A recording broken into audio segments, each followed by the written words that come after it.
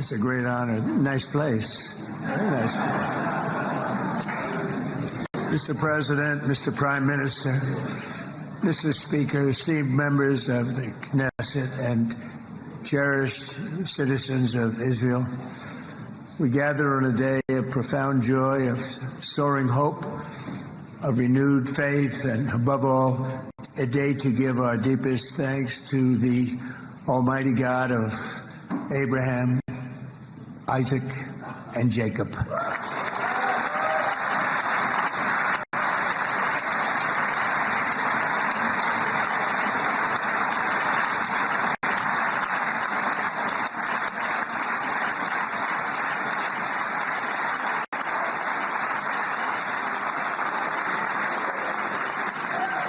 After 2 harrowing years in darkness and captivity, 20 courageous hostages are returning to the glorious embrace of their families, and it is glorious. 28 more precious loved ones are coming home at last to rest in this sacred soil for all of time. And after so many years of unceasing war and endless danger, today the skies are calm, the guns are silent, the sirens are still, and the sun rises on a holy land that is finally at peace, a land and a region that will live, God willing, in peace for all eternity.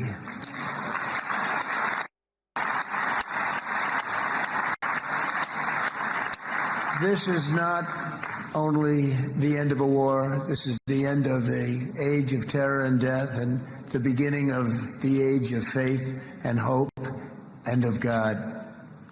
It's the start of a grand concord and lasting harmony for Israel and all the nations of what will soon be a truly magnificent region. I believe that so strongly. This is the historic dawn of a new Middle East. I want to express my gratitude to a man of exceptional courage and patriotism whose partnership did so much to make this momentous day possible. You know who I'm talking about. There's only one, Prime Minister Benjamin Netanyahu. Bibi, please stand up.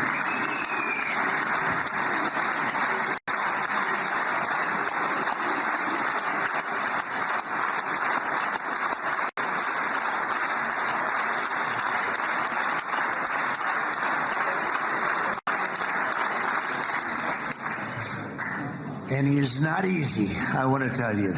He's not the easiest guy to deal with, but that's what makes him great. That's what makes him great.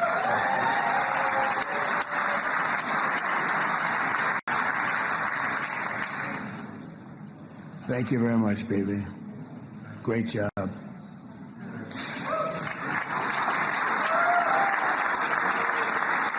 And let me also convey my tremendous appreciation for all of the nations of the Arab and Muslim world that came together to press Hamas to set the hostages free and to send them home. We had a lot of help. We had a lot of help from a lot of people that you wouldn't suspect, and I want to thank them very much for that. It's an incredible triumph for Israel and the world to have all of these nations working together as partners in peace. And it's pretty unusual for you to see that, but it happened in this case. This was a very unusual point in time, a brilliant point in time. Generations from now, this will be remembered as the moment that everything began to change, and change very much for the better. Like the USA right now, it will be the golden age of Israel and the golden age of the Middle East. It's going to work together. I'd like to thank several great American patriots for their invaluable help in getting something done that almost everyone thought was absolutely impossible. We were wasting our time. So many people said, "You're just wasting your time." But we weren't, because we had talented people working with us, and we had people that love your country, and frankly, people that love the region. They love the Middle East.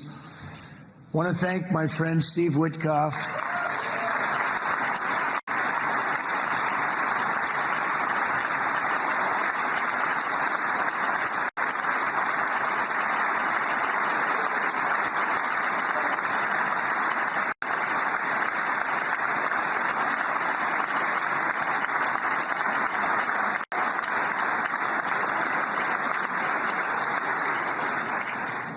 You know, Steve was chosen by me.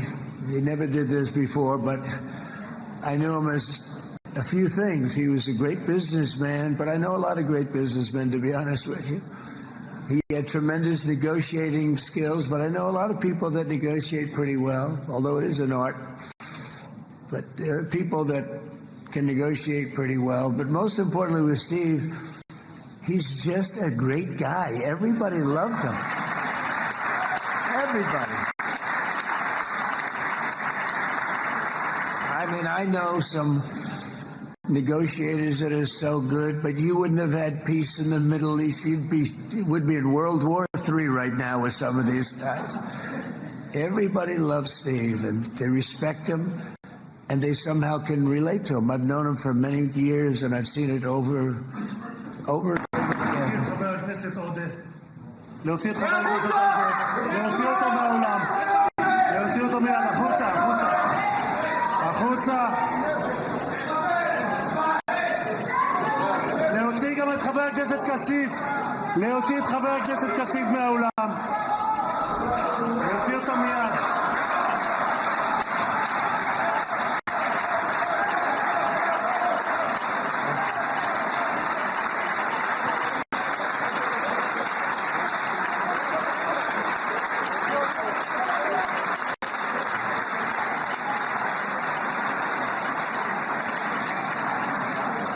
Sorry for that, Mr. President. Thank you. Please.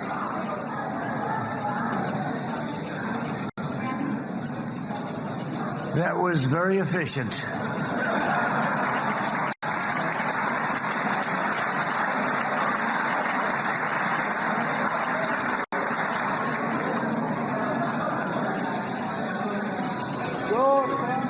So back to Steve. He's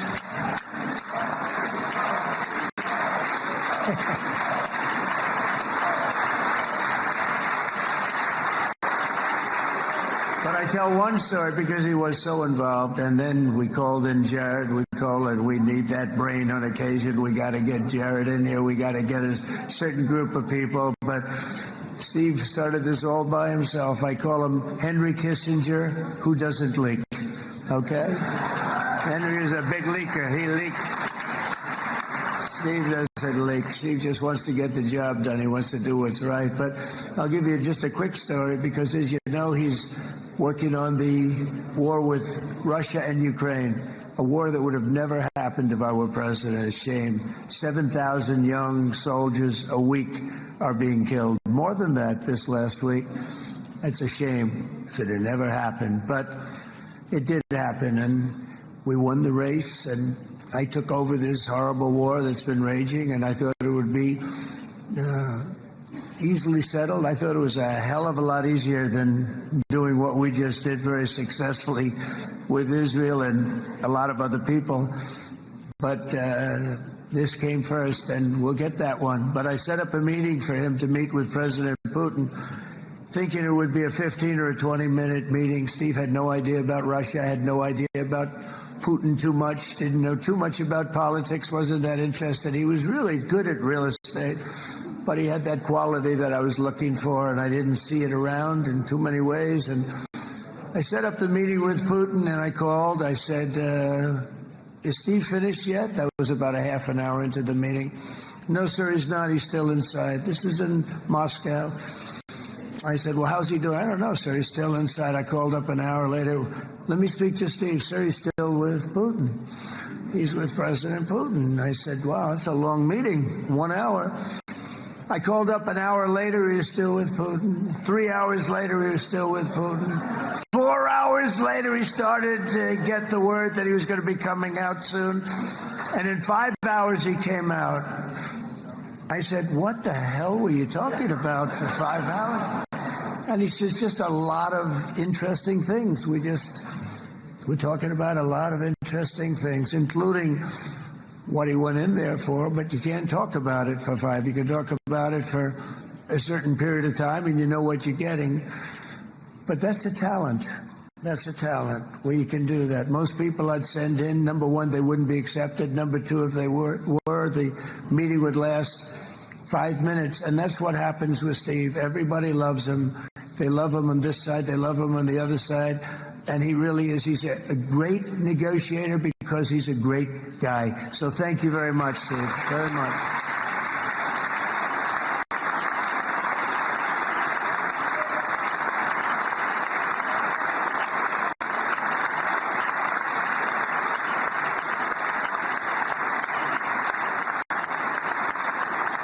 And let me also give a very special thanks to someone who truly loves Israel. In fact, loves it so much that my daughter converted.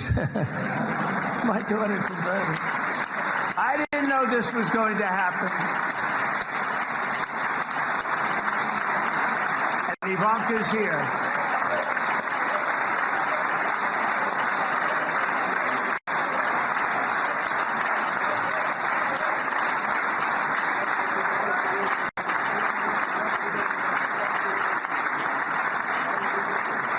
And Bibi, you do know this was not in the cards for me. You understand that. And she is so happy, and they are so happy. At least I think they're happy. If they're not, we have a big story, right? No, they have a great marriage, and they get along great. They're best friends. They have a very special relationship. But Jared has been so helpful. He really did something very special. He established the Abraham Accords with a group of very wonderful people. I like calling it the Avraham Accords because people that, right? Avraham. It's so cool. It's so much sort of nicer, you know, the Abraham versus the Avraham.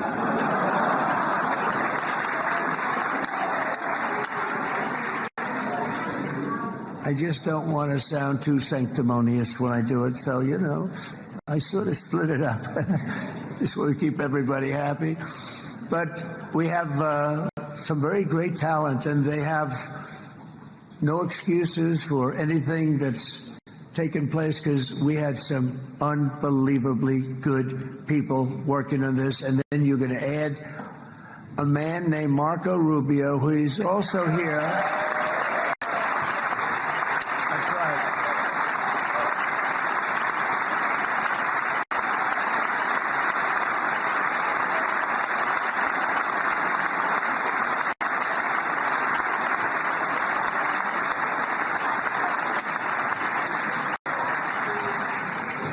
And I have a prediction that Marco will go down, I mean this, as the greatest Secretary of State in the history of the United States. I believe that.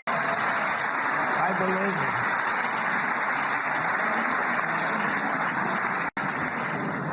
it. And he and I, you know, we really fought it out. You remember, he was tough. He was nasty. Who the hell thought this was going to happen, Marco, right? And now I'm saying he's going to go down as the greatest. He will. He was always smart and sharp, and people respect him. And then we have somebody who's young, but an unbelievable leader. I saw it a long time ago, and he's turned out to be even better than we thought. Right, Susie? I think even better. And that's Pete Hegseth, who is our Secretary of War, formerly Secretary of Defense.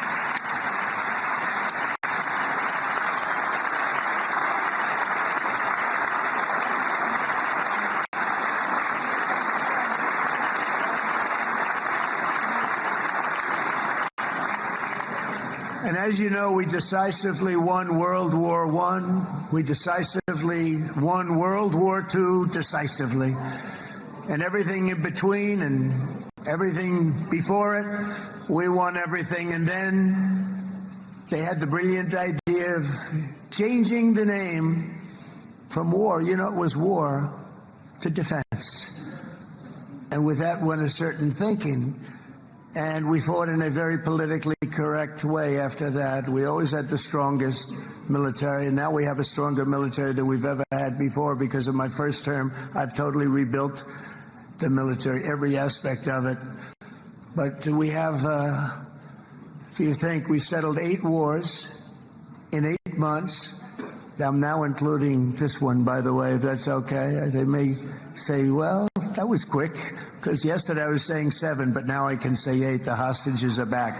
The hostages are back.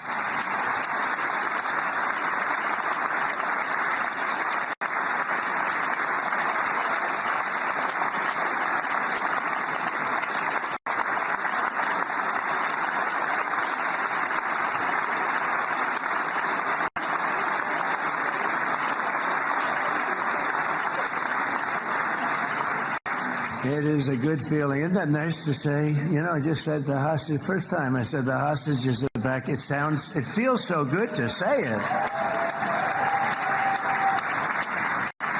But when you settle 8 wars in 8 months, that means you don't like war. Everyone thought I was going to be brutal. In fact, I remember Hillary Clinton during a debate, she said, look at him, he's going to go to war with everybody. And actually, she said, he's got a personality that's all about war. No, and my personality actually is all about stopping wars. And it seems to work. It seems to work.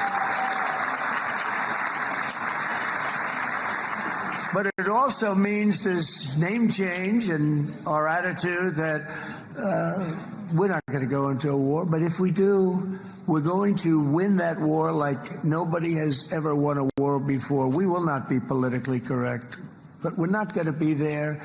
And I think, you know, as you mentioned, Bibi, before, peace through strength, and that's what it's all about. The United States has the greatest and most powerful military in the right now history of the world. I can tell you we have weapons that nobody's ever dreamt of. I only hope we never have to use them. I rebuilt the military. I was proud to do it, but some of the things I hated to do. I hated certain of the weapons because the level of power is so enormous. It's so dangerous, so bad. But we have to do what we have to do. We make the best weapons in the world, and we've got a lot of them. And we've given a lot to Israel, frankly. And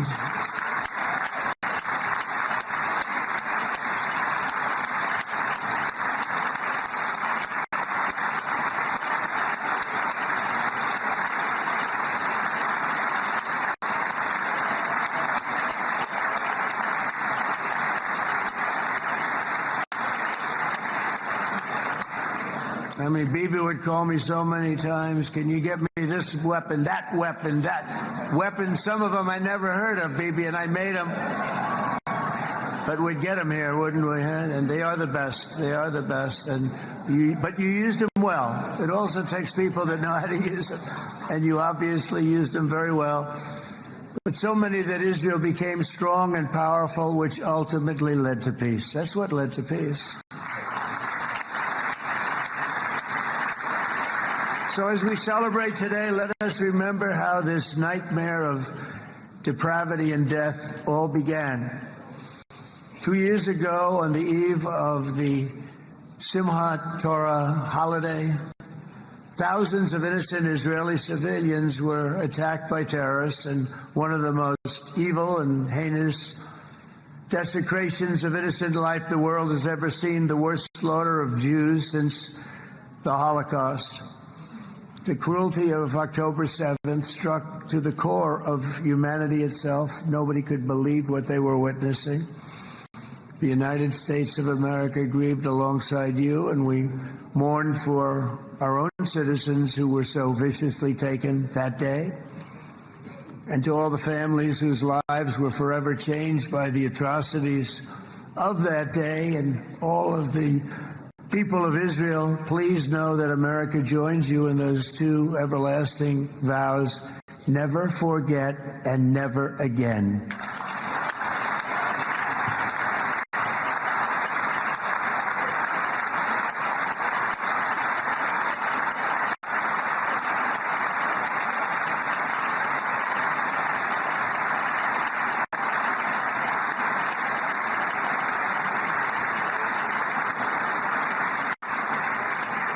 From October 7th until this week, Israel has been a nation at war, enduring burdens that only a proud and faithful people could withstand.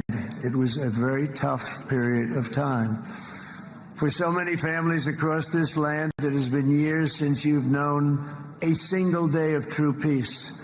But now at last, not only for Israelis, but also for Palestinians and for many others, the long and painful nightmare is finally over.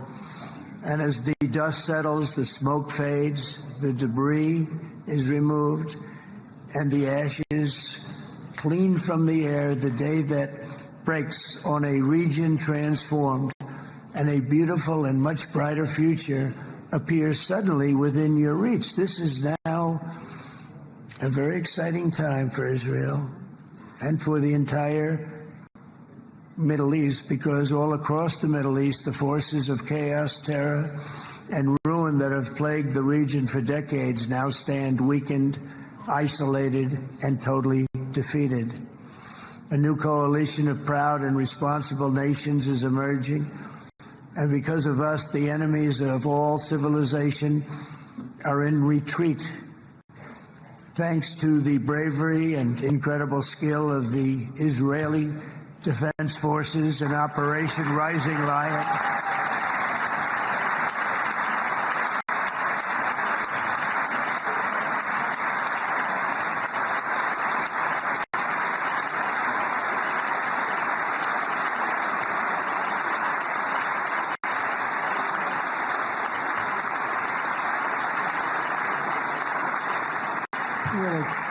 Guy's central casting. Let's put him in a movie. Look at him. Great job. And my people loved working with you. Loved it. They worked so well together. But many of Iran's top terrorists, including nuclear scientists and commanders, have been extinguished from this earth. And with Operation Midnight Hammer, boy, that's a great name for that, what we did. Last June, the United States military flew 7 of those beautiful B-2 bombers. They look so beautiful all of a sudden. They were always, I thought they were pretty planes. I had no idea they could do what they did. In fact, we just ordered 28 more of them. A little updated version. We ordered a whole pile of them.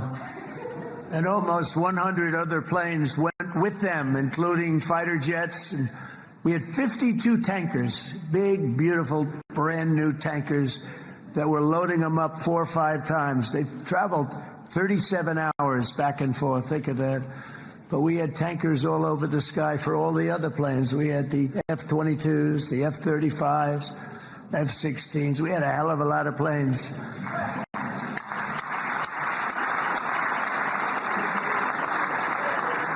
So we had 52 gas stations in the sky. That's what they call them.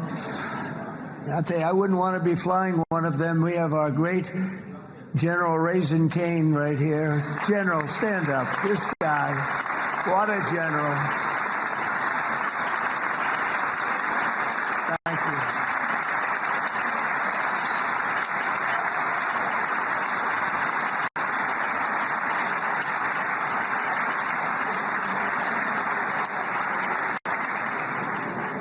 I asked General Cain, I said, we're having problems with ISIS, and I was in Washington, and I asked, how long would it take to defeat ISIS? And my Washington generals told me, 3, 4, maybe 5 years, sir. I said, I don't get it. We got the best equipment in the world. Why? So I flew to Iraq, and I met with a man named Cain. He said, what's your first name? He said, they call me Raisin, sir. I said, wait a minute, your name is Raisin Cain? I've been looking for you for a long time. You gotta be kidding. So they told me 3, 4, 5 years to defeat ISIS. And I sit down with him and I say, why is it? I flew there in the dark of night. I landed, I'll never forget it. It was quite a trip. I'm glad I made it because I met him. I said, could I ask you, General? I come down. He said with another general and a sergeant. Everybody was like central casting. They could go into a movie right now. Between him and you guys over here, we could get rich making movies, okay? And they got along along so great. That's the beautiful thing, that your military and our military, Bibi, got along so great. But I was told by the television generals in Washington, we have the best equipment in the world. Why is it taking so long? And they said, 4 years. I said, so let me ask you, Raisin, how long would it take you to defeat ISIS? Sir, we can do it in 3 weeks, but you'll probably have some time left over. I said, you got to be kidding. What the hell are you talking about? They said 4 years. I said, well, sir, look, it's not my place to say, but you're asking me the question. What you have to do is you hit them from the west, you hit them from the north, you hit them from the south, you hit them above, you hit them below. I said, so why didn't they do it? And he didn't want to speak badly of his superiors, which is hard to believe they were his superiors. Should have been the other way around a long time ago, because he's the one that did Operation Hammer. It was flawless. It was flawless. It was absolutely flawless. And I said, so you really think you can do it in 4 weeks? Yes, sir, 100%. You have to do it differently than they were doing it. They were using one base and it was hundreds of miles away. And he says, we have all these portable bases all over the Middle East. And they didn't want to use them because they didn't want to offend the country where the portable, they wouldn't have even known what the hell the planes were going up, right? They wouldn't have known, but he said, no, they didn't want to defend anybody, offend anybody, and but we can do it in 4 weeks. I said, you sure about that? I'm going to call you back. I'll call you back on Monday. I'm going back to Washington. But you think 4 weeks? Yes, sir, I think we can do it in 4 weeks. We'll have time left over. So I call him on Monday. I said, you think you can do it? 4 weeks. I said, go ahead and do it. He did it. I'll tell you, he did it in 4 weeks, less than 4 weeks. So, General, stand up, please. Again, this is a real general. This is not a television general. He doesn't want to go on television.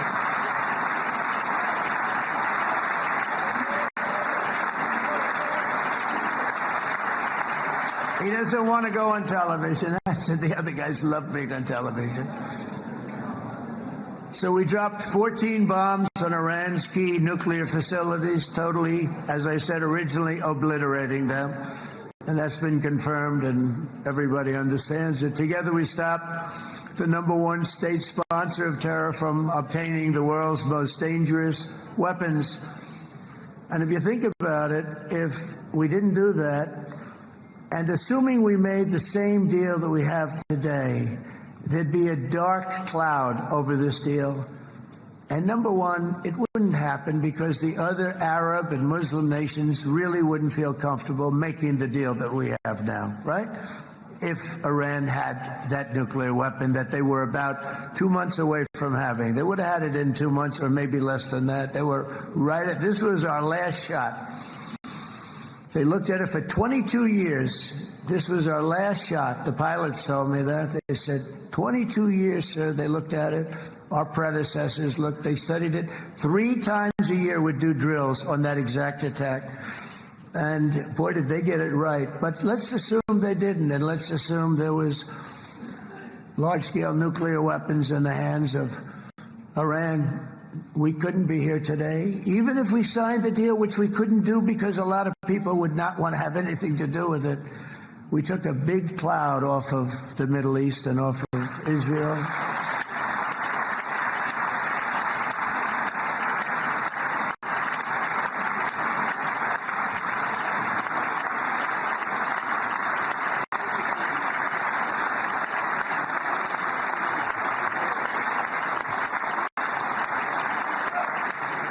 And it was my honor to help. But isn't it too, though, that can you imagine the same, let's assume, Bibi, the same documents, we had everything the same, but you had somebody out there that was, in the opinion of everybody, all powerful in the Middle East. They took a big hit, didn't they? Didn't they take a big hit? Boy, oh boy. They got hit from one side, from the other. And you know, it would be great if we could make a peace deal with them. And I think that's very, would you be happy with that? Wouldn't it be nice, I think? Because I think they want to. I think they're tired. Somebody said, sir, they're starting their nuclear program again. I said, let me tell you something. They're not starting anything. They want to survive. The last thing they want to do is start digging holes again in mountains that just got blown up and they're not doing this. They want to survive, okay? But I think we have a chance. Steve, you, and I think Jared, come on, I'll call you back for another one. We always bring Jared when we want to get that deal closed. We bring Jared, but Steve, you and Jared and the General and Pete and Marco, you'll get that deal done easy. I think that'll be easy. But first we have to get Russia done. We got to get that one done. If you don't mind, Steve, let's focus on Russia first, all right? We'll get it done. In Lebanon, the dagger of Hezbollah, long aimed at Israel's throat, has been totally shattered. My administration is actively supporting the new president of Lebanon in his mission to permanently disarm Hezbollah's terror brigades. He's doing very well. And build a thriving state at peace with its neighbors. And you're very much in favor of that, I know. And it's good things are happening there, really good things. And with this week's ceasefire, we've achieved the most challenging breakthrough of them all, the most challenging breakthrough maybe ever. I mean, I've never seen anything like it. I've been involved in a lot of success. I have never seen anything like what's going on today all over the world. People are dancing in the streets, not just in Israel. They're dancing in the streets of countries that would have never danced in the street about what's happening today. They're dancing in those streets.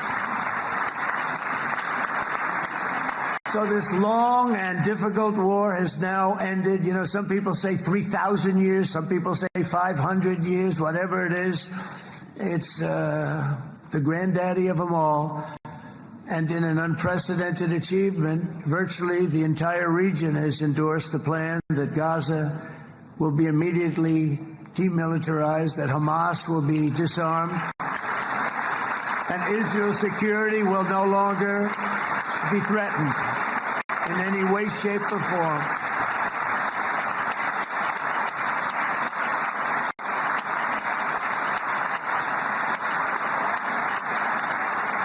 So Israel, with our help, has won all that they can by force of arms. You've won. I mean, you've won. Now it's time to translate these victories against terrorists on the battlefield into the ultimate prize of peace and prosperity for the entire Middle East. It's about time you were able to enjoy the fruits of your labor. Mr. Opposition Leader. I said he's a very nice opposition leader. I think, no, he's a nice man. Bibi, he's a nice man.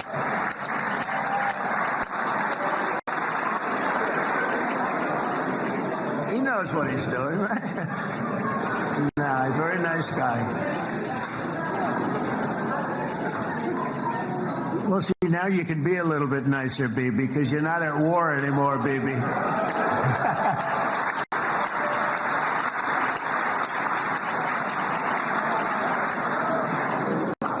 But only by embracing the opportunities of this moment can we achieve our goal of ensuring that the horrors of recent years will never happen again. You don't want to have to go through this again.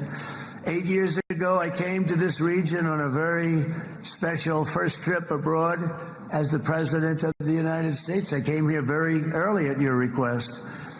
I addressed the leaders of the Arab and Muslim world gathered in Saudi Arabia and said that it was time to build a future free of the grip of extremism and terror. And interestingly, right now, as soon as I'm finished, I'm quite late. You've kept me quite late between opposition leaders and Bibi's brilliant but very long speech. I thought I was going to run up here, make a speech, and then head to Egypt. It didn't work out there. And you made a pretty long one, too, Sarah.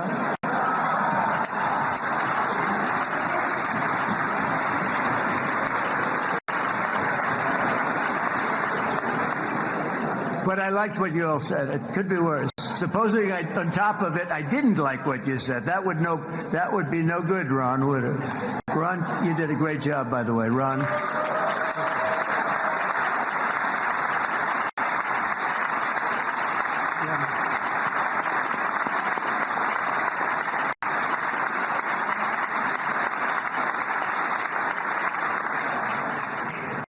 So I'm going to be meeting, actually, in a little while, I'm going to be meeting with the most powerful, the richest nations really in the world, although now with the tariffs, the United States is by far the richest nation in the world, as you probably have been reading. But the richest nations, most powerful nations, tremendous, headed by some tremendous people in many cases. Some cases I wouldn't say necessarily I would endorse, but I will tell you some incredible people that really helped us make this all possible. So I'll be going there. I'll be quite late. They might not be there by the time I get there, but we're going to give it a shot. But the journey we started back then led to the crushing defeat of the ISIS caliphate, to the monumental Abraham Accords, and ultimately to the historic ceasefire this week, in which many of those same nations really played a very pivotal role, I have to tell you. Steve will tell you that. Jared will tell you that. Together we've shown that peace is not just a hope that we can dream about. It's a reality we can build upon day by day, person by person, and nation by nation. And because of that, the Middle East is finally ready to embrace its extraordinary potential. You have extraordinary potential in this region. It should now be clear to everyone throughout the region that decades of fomenting terrorism and extremism, jihadism and anti-Semitism have not worked. They haven't worked. They've been a disaster. They've just killed. They've killed. They've backfired completely and totally. They've just totally backfired. Everything that you thought, take it worst case, it's turned out to be worse than that. They have not worked. From Gaza to Iran, those bitter hatreds have delivered nothing but misery, suffering, failure, and death. They've served not to weaken Israel, but to annihilate the very forces that did the most to foment this hatred. And it's really, everybody that's tried it has become irrelevant. Meanwhile, we've seen those nations that set aside their differences, reached across ancient divides, and pursued engagement are now among the most successful in the region. They're getting along with Israel, and they're doing great. And I can tell you the four nations that joined the Abraham Accords early on, and you'd all be doing me a favor, and I'm going to be saying this in a little while to some other friends. We'd love you all to, is this right, Jared? Join up in the Abraham Accords. We have to join up and get together. You can have that whole thing filled out. We had a very weak administration, worst president in the history of our country by far. And Barack Obama was not far behind, by the way.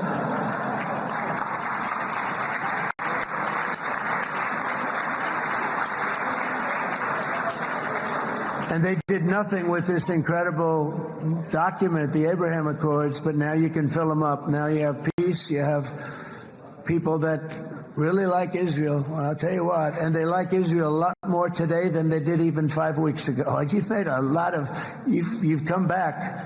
You've come back strong, because it was getting to be a little nasty out there in the world, and ultimately the world wins. You can't beat the world always. I would say to Bibi, it's now time. And he understood it better than anybody, because ultimately, the world's a very big place. And I've said a lot. I said, this piece of land is very small. It's unbelievable what you've done with that tiny. You look at a map even of just not the world, the Middle East, and you have this little dot. And think of what you've done. It's incredible. It's incredible.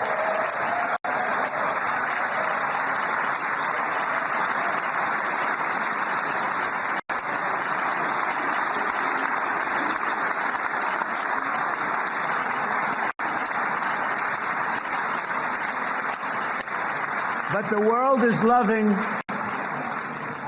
is loving Israel again. And I said to Bibi, the world is big and it's strong. And Ron, ultimately, the world wins. And we don't have to worry about that now. But there was getting to be a period of time over the last few months, the world wanted peace and Israel wanted peace. Everybody did. Everybody did. And what a victory it's been, right? What a victory it's been. If you would have gone on for 3, 4 more years, keep fighting, it was getting bad. It was getting heated. The timing of this is brilliant. And I said, Bibi, you're going to be remembered for this far more than if you kept this thing going, kill. It would be it would not be the same. And I just want to congratulate you for having the courage to say, that's it, we've won, and now let's enjoy our lives and let's rebuild Israel and make it stronger and bigger and better than it's ever been before. You're going to do that. Took a lot of guts. And the choice for Palestinians could not be more clear. This is their chance to turn forever from the path of terror and violence. It's been extreme, to exile the wicked forces of hate that are in their midst. And I think that's going to happen. I've met some people over the last couple of months that want to see it happen very much. And after tremendous pain and death and hardship, now is the time to concentrate on building their people up instead of trying to tear Israel down. We don't want that to happen again. And the total focus of Gazans must be on restoring the fundamentals of stability, safety, dignity, and economic development so they can finally have the better life that their children really do deserve after all these decades of horror. I intend to be a partner in this effort in the sense that we're going to help and we're going to do something that became unbelievably popular. Everybody wants to be on it. It's called the Board of Peace, okay? How about that? Is that a beautiful name, like a board of peace?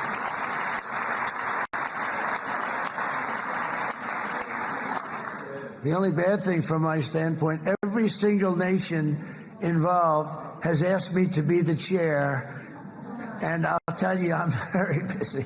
I didn't count on that, but you know what? If we do it, we'll do it right, and we have unbelievable power and wealth. Because you're going to need wealth. You're going to need wealth to rebuild things. And they have wealth like few people have wealth. I want to thank the Arab and Muslim nations for their commitment that they've made to support a safe rebuilding of Gaza and beyond. I have many Arab countries, very wealthy countries, that came up and said, we'll put up tremendous amounts of money to get rebuild Gaza, and I think that's going to happen. The power, they want dignity, they want to come forward, and they want to say, and I want to say who they are, because what they're doing is going to be, I think, something that you're going to be very impressed with, Bibi, and you need that. You need the kind of economic power that they have, and they want to see it work, and they want to see it be safe, and they want to see it be good for Israel, too. And as much money as it will be, and it's a lot, as you can see, it's a lot. For these countries, it's relatively little relative to their worth. It's really a lot of money like most people could never even conceive, but for these countries, it's not that much, especially because it ensures success and stability in the Middle East, which is what they want to see. So many of them will be with us in Egypt in a little while, I think. I'm not sure. They may be gone. They may have taken their Boeing 747s and left. I said, what kind of a plane do you fly? 747. I said, that's a large plane. No, they may have. Steve, do you think they've left on their their brand new Boeing 747s? I don't know. We're going to find out soon. It's going to be a big story. There'll be 2 people left, and they'll be the 2 poorest ones.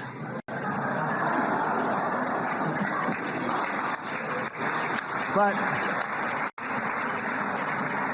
it will be the wealthiest and most powerful group of nations. So the group that we have assembled, that's waiting for us, is the wealthiest and most powerful group ever assembled at one time. There has never been a group like this. And they're only looking for good. They want good. They're going to do good. And as those commitments are made, I'm going to let the world know who's doing it because they really deserve to get the credit, and some of them probably won't want the credit, but they deserve it. It's more obvious than ever that the productive and responsible nations of this region should not be enemies or adversaries. You should be partners and eventually even friends, and that's what's going to happen. I know it. Together you can stand against the forces of chaos. Yeah, you go ahead. That's an important point.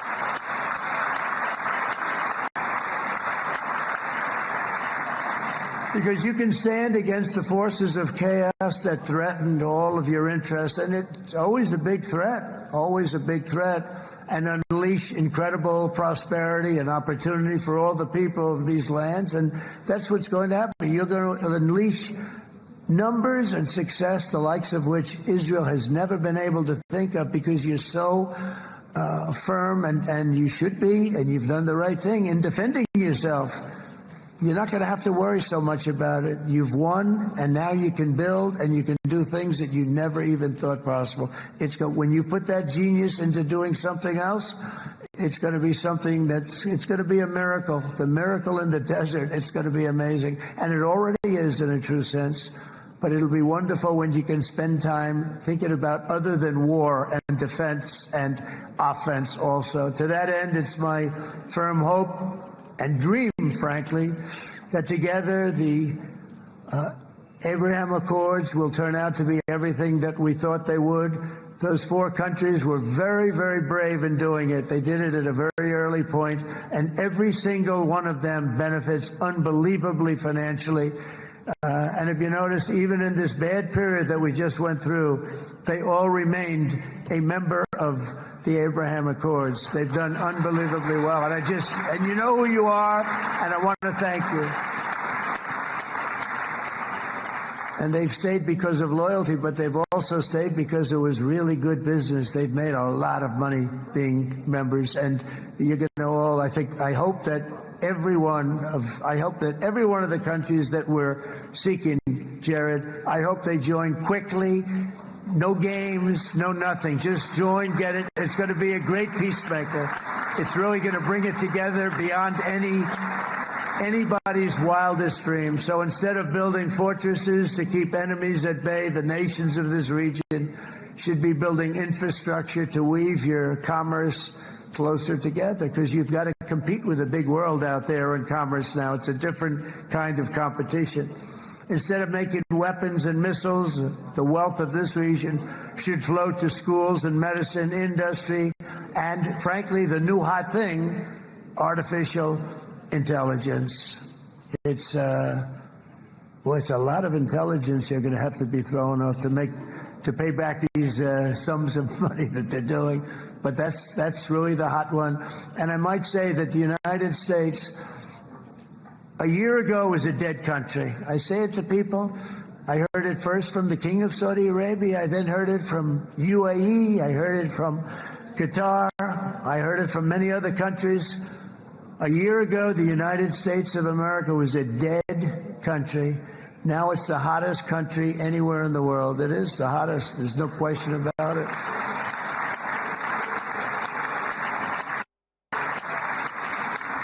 In fact, if you go back a year ago, before the election, although once we had November 5th, we became hot because people got it. I would say November 5th was a time that we became really hot. But once you go back a couple of years, if I were in charge and the country was doing what they were, nobody was going to ask me to speak. Nobody asked Joe Biden to come up and speak, I guarantee you that. And if they did, he would have turned them down, I promise you. He didn't speak. He didn't speak, and he didn't speak well.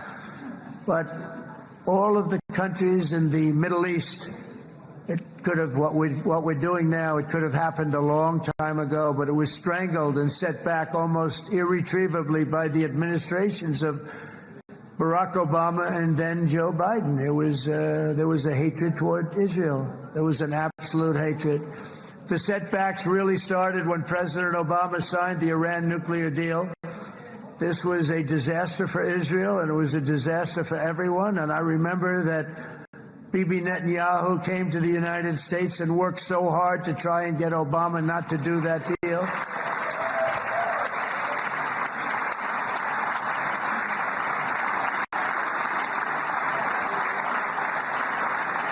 He worked so hard.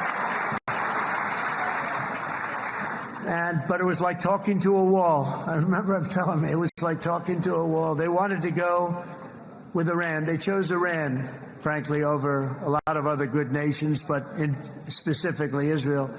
And that was the beginning of a very bad period of time. You had Obama go out, and the Iran nuclear deal turned out to be a disaster. And by the way, I terminated the Iran nuclear deal, and I was very proud to do it.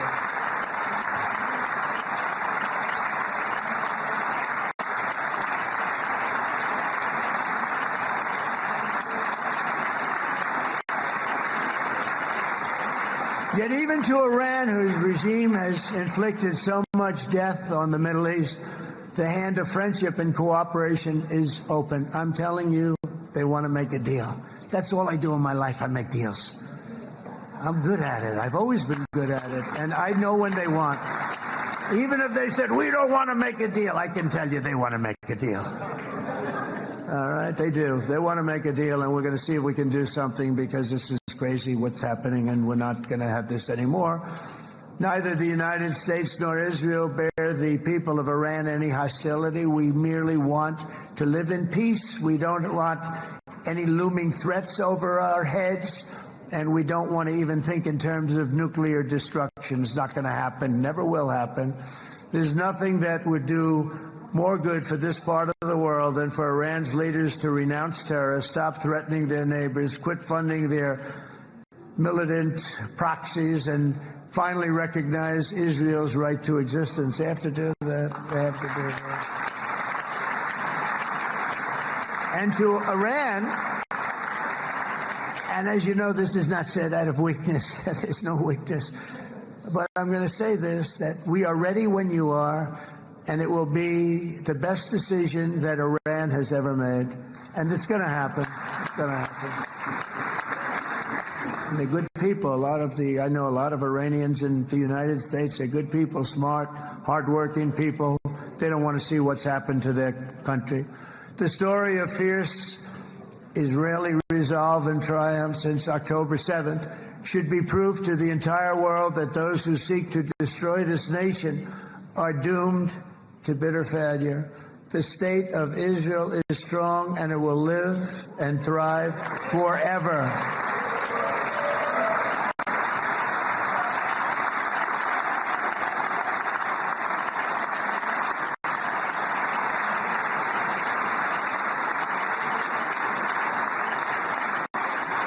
And that is why Israel will always remain a vital ally of the United States of America. Israelis share our values, field one of the world's most powerful militaries. You really do. You have an amazing, what a job you've done.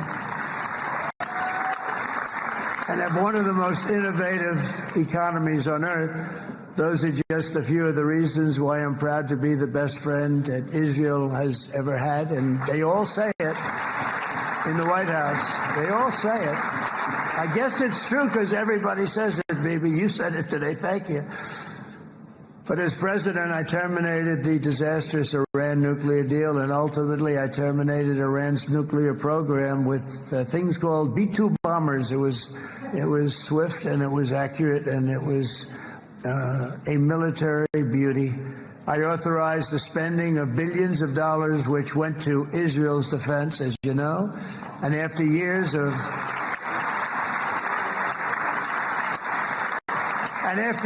broken promises from many other American presidents, you know that, they kept promising. I never understood it until I got there. There was a lot of pressure put on these presidents. It was put on me too, but I didn't yield to the pressure. But every president for decades said, we're going to do it. The difference is I kept my promise and officially recognized the capital of Israel and moved the American embassy to Jerusalem.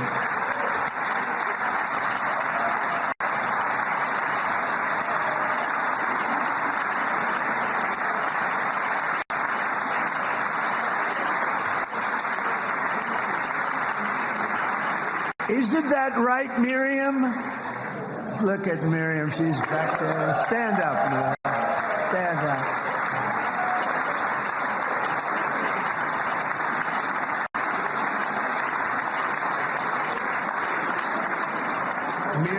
Sheldon would come into the office, he'd call me. I think they had more trips to the White House than anybody else I could think of. Look at her sitting there so innocently. She's got $60 billion in the bank, $60 billion. I think she's saying no more. And she loves Israel, but she loves it, and they would come in, and her husband was a very aggressive man, but I loved him. He was a very aggressive, very supportive of me. And he'd call up, can I come over and see you? I say, Sheldon, I'm the President of the United States. It doesn't work that way. He'd come in with the... But they were very responsible for so much, including getting me thinking about Golan Heights, which is probably one of the greatest things to ever happen to Israel.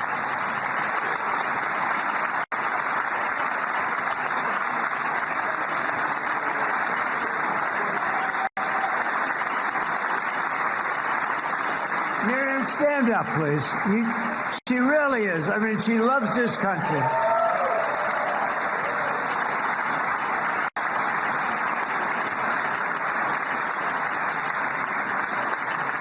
She loves this country. Her and her husband are so incredible. We miss him so dearly. But I actually asked her, I'm going to get her in trouble with this, but I actually asked her once, I said, so Miriam, I know you love Israel. What do you love more, the United States or Israel? She refused to answer. That might mean Israel, I must say. We love you. Thank you, darling, for being here. That's a great honor. Great honor. She's a wonderful woman. She is a great woman. I've always stood for the people of this community, and I always will. I'll always be with you. I'm always going to be with you. I guess maybe something could happen to change my mind. Somebody that's really stupid gets into office and wants to do really bad things, but that's about it. And we don't think we're going to have that happen. I hope we're not going to have that happen. And this man is a good man right here. These two men are good men right here.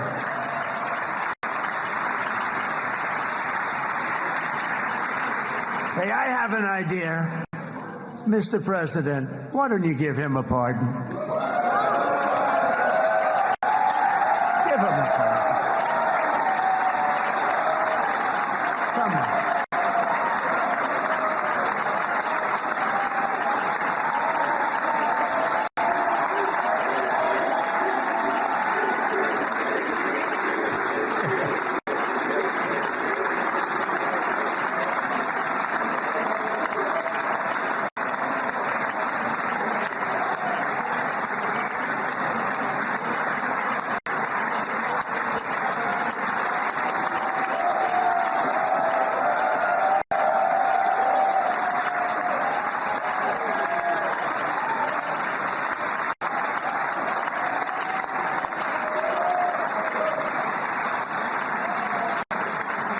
By the way, that was not in the speech, as you probably know.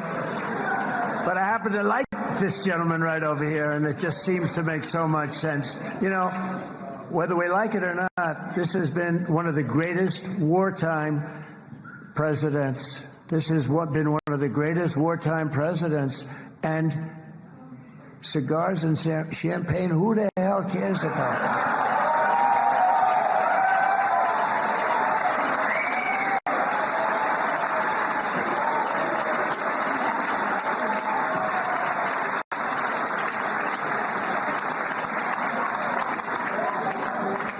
All right, enough controversy for the day, right?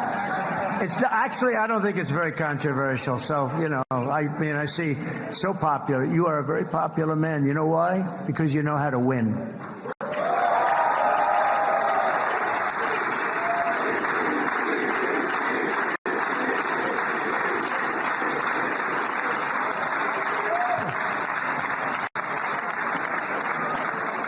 Over the past 2 years, I've met many of the families of the Israelis taken hostage and those that were taken hostage. Unbelievable. I've looked into their eyes. I've seen the worst nightmares of their suffering, but I've also seen something else, the beautiful love of the people, the love of people, frankly, that hold things together, the love that gives you the courage to carry on through thousands of years of persecution and repression and to emerge with the heart of David.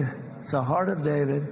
It's that love that's defeated the enemies of civilization, built this incredible country and this unbelievable economy, and forged one of the great democracies of the world.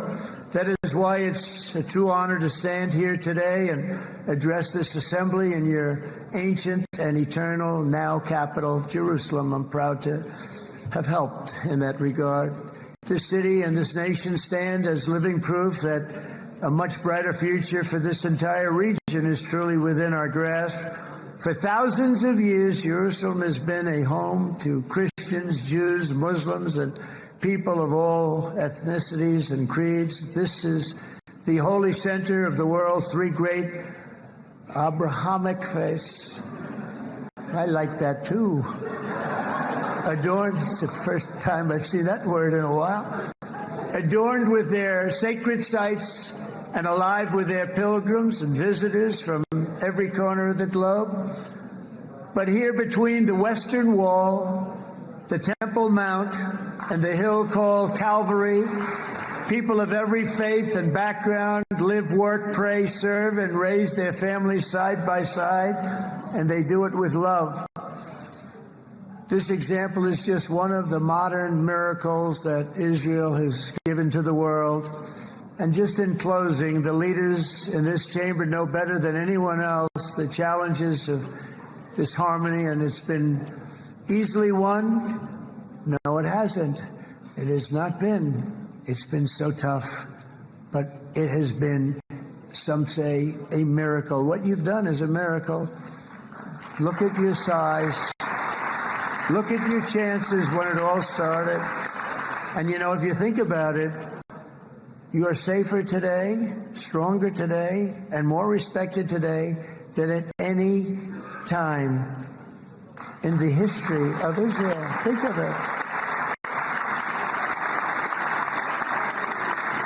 People used to say it wouldn't exist. They don't say that anymore, do they?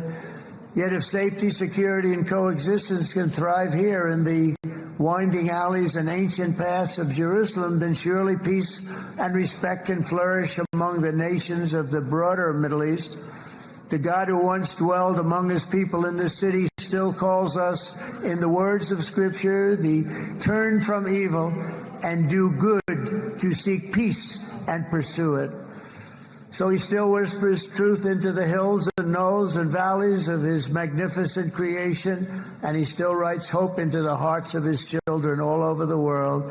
And that is why even after 3,000 years of pain and conflict, the people of Israel have never given up from the threats of Zionism, from all sorts of threats. You want the promise of Zion.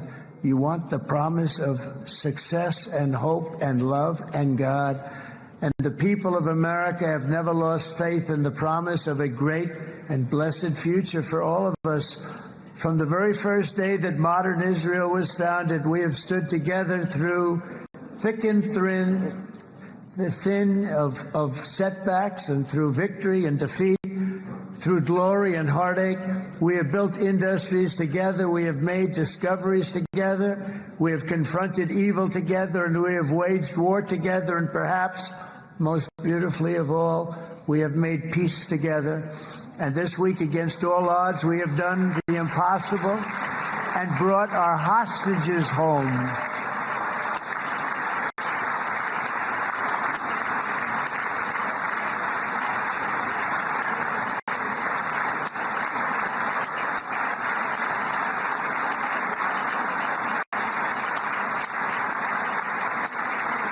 So now we're going to forge a future that is worthy of our heritage. We're going to build a legacy that all the people of this region can be proud of. New bonds of friendship, cooperation, and commerce will join Tel Aviv to Dubai, Haifa to Beirut, Jerusalem to Damascus, and from Israel to Egypt, from Saudi Arabia to Qatar, from India to Pakistan, from Indonesia to Iraq, from Syria to Bahrain, Turkey to Jordan, the United Arab Emirates to Oman, and Armenia to Azerbaijan, another war that I just settled. we are going to have hope, harmony, opportunity, and happiness here in the spiritual and geographic center of the entire world. That's what you are. Israel, America, and all of the nations of the Middle East will soon be safer, stronger, greater, and more prosperous than ever before.